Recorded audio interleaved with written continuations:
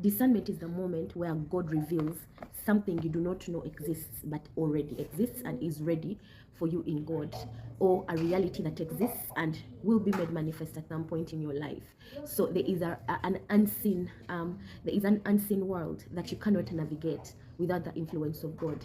So another definition of discernment is the revelation of the intentions or the motives of men.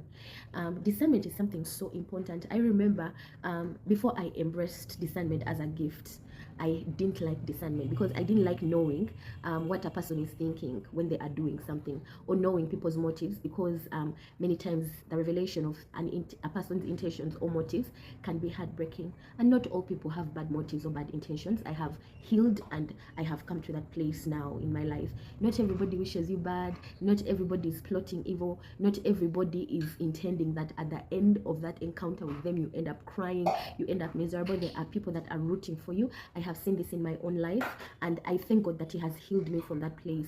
And also, that in itself, my brokenness has helped me grow in discernment, because without God, sometimes you're going to judge people based off of your past experiences with people. So you have met or interacted with a certain kind of people. Let me give an example, like something random, like let's say I'm looking for like an example that nobody can possibly be offended by.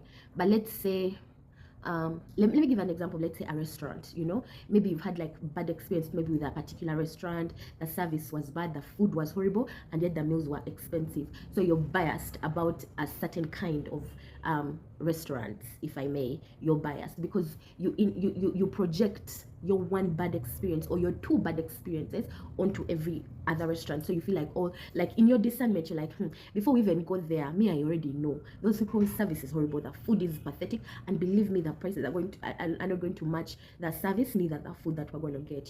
So I've had to heal, because you can't necessarily use your past to project your future, and you can't also necessarily use your experiences with people to project how other people are, or to define what other people are, if I may. I hope that makes sense to you. So discernment is not something that I'll say discernment is not child's play, and discernment is something that each and every one of us require, need on a daily in our lives. Many times the difference between you choosing right or wrong is discernment, and discernment is not something you can do in your own understanding. It's not something you can do because you're, let's say, very insightful. Discernment is something that can only happen by the influence of the Holy Spirit.